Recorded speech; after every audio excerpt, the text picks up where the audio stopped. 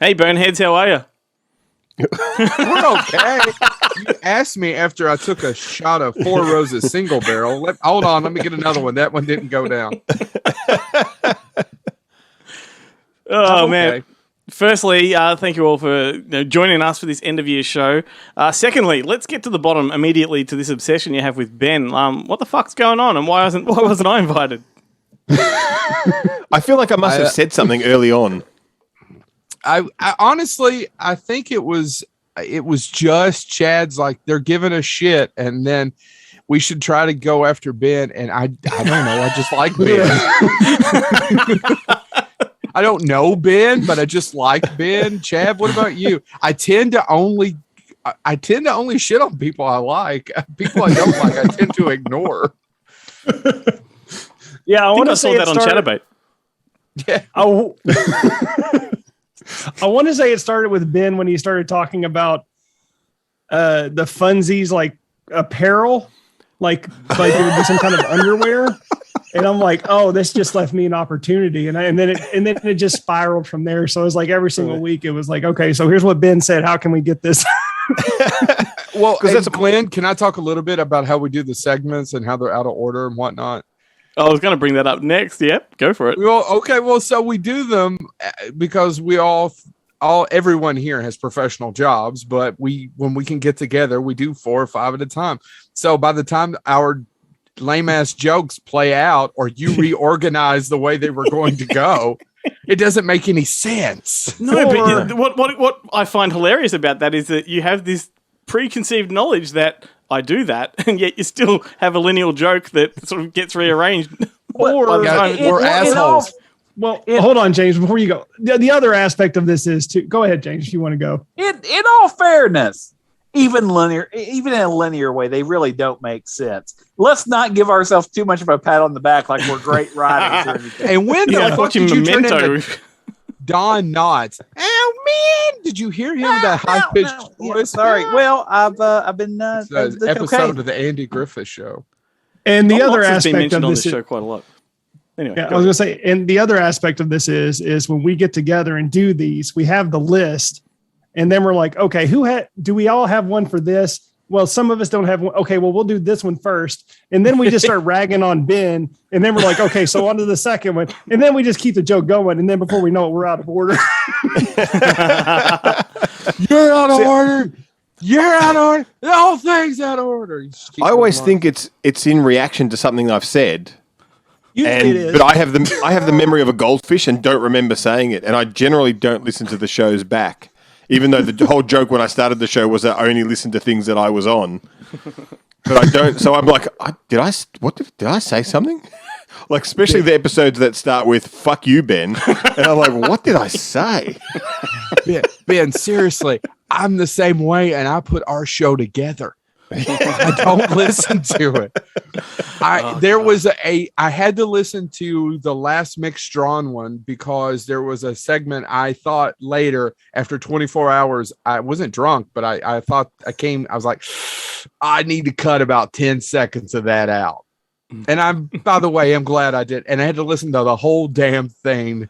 I love Zoom. Don't you guys? It's made this job so much easier. Well, we only have you guys here for a very short time, so let's crack on with a little bit of business. It's the end of the year, and we want to know what your favourite films of the year were. Let's start with Chad. Okay, so there are a couple of movies that I still have yet to see, and I know they would be at the top of my list, but I do want to say that my favorite movie of the year that I have seen, that I have actually watched repeatedly, is Nobody with Bob Odenkirk. I can't express how much joy that movie gave me in the 90 minutes that it was together. And it's just 90 minutes. And from the moment it starts to the moment it ends, it just pulls me in. The sequences, Bob Odenkirk as an action hero in its of itself, it was a ridiculous plot point to me, but then he pulls it off. Yeah. I mean, he's the most likable guy on TV.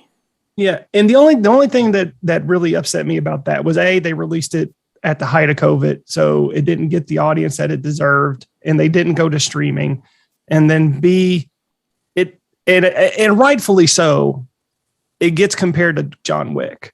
Hmm. But Yeah. I think you miss certain aspects of it when you actually just straight up say it's a ripoff of John Wick. I think it's not- better than it- John Wick. Ooh, Glenn. I didn't say John Wick 2. I said John Wick. In some ways, I John agree Wick with 2 is you. the better film. In some ways, I agree with you. In some ways, I don't. You know, I I just will want to say get to the this. bottom of. I want to get to the bottom of Ben's expression for a moment. What the fuck? Go, Ben. John Wick 2 is better than John Wick 1. So we know what argued I know this what on you're a talking show about. that hasn't aired yet, Glenn. Yeah. It'll Who's come on out my in 2 team? weeks. No one.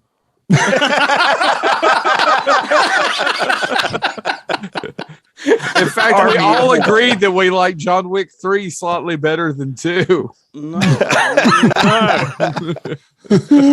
No one. But Okay, yeah, well, no. the film is nobody, isn't it? So Yeah. Yeah, no, I've already watched it 4 times, and I never do awesome.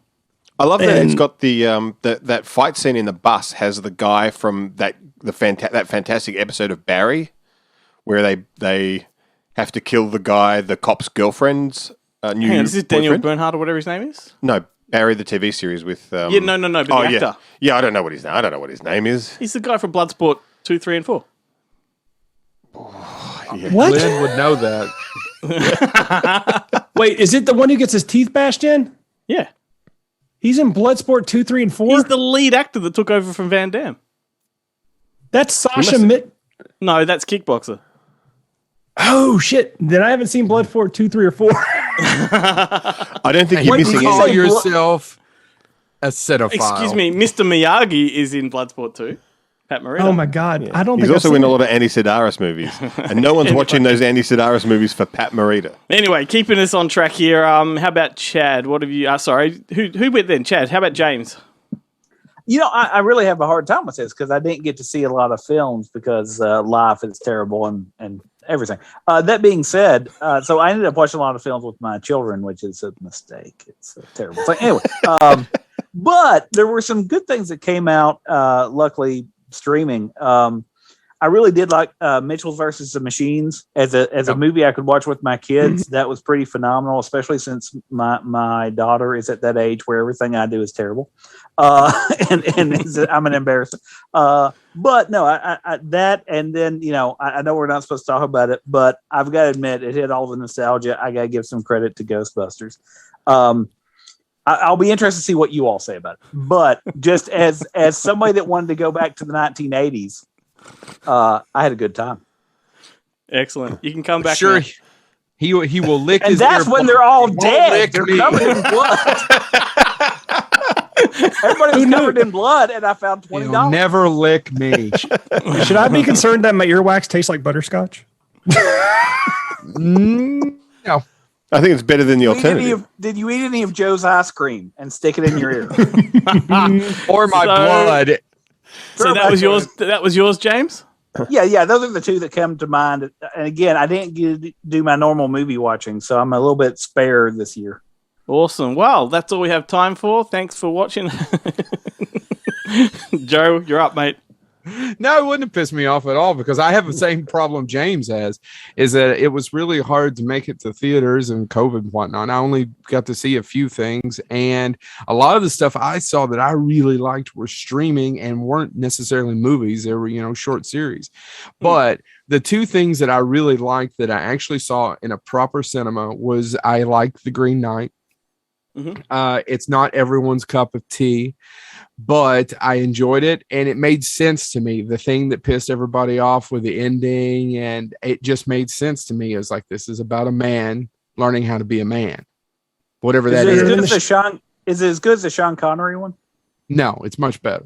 So, I mean, the other one has Sean Connery in it, but no, this one, I mean, it's about learning how to be an adult. I guess being a man could be sexist, but it's learning about being an adult and making sure that you are able to follow through. And sometimes it's not something that you necessarily want to do. See, I'm being serious and Chad's playing with The my scene- nipple. And Hey, See Jackson, where- you're sitting there doing this maneuver.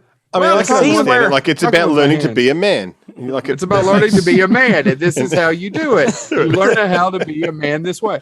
Now, The scene where he I- files his I-9 and files his W-2 for his taxes, that scene really carries the But movie.